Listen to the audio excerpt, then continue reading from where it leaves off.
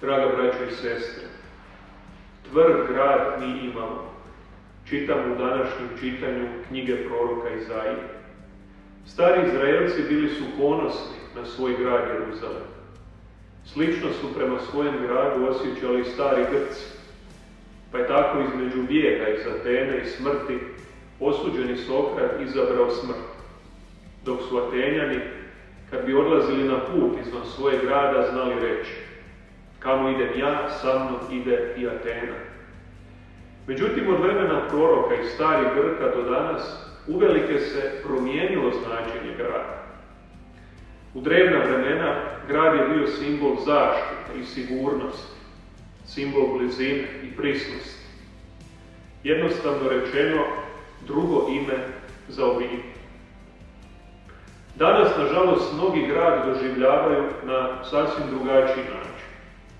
Grad više nije toliko mjesto sigurnosti i zaštite, koliko mjesto opasnosti i osamljenosti. Grad više nisu toliko njegovi stanovnici, koliko njegove institucije, moći, znanja, novca, trgovine.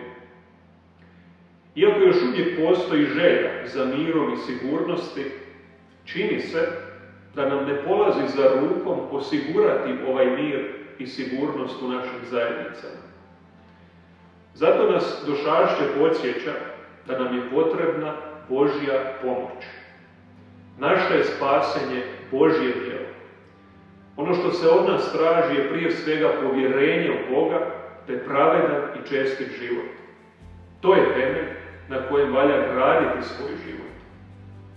Svaki mudri graditelj zna da je najvažniji dio kuće njezin temelj. Kad je temelj čvrst i pouzdan, onda je, tako reći, sve drugo sigurno. Sve drugo se može izmijeniti, popraviti, može se doraditi, osim temelja. Prema tome, imajmo više povjerenja u Boga, te pravednim i pobožnim životom dokaži drugima i sebi da je on doista naš Bog i Spasitelj.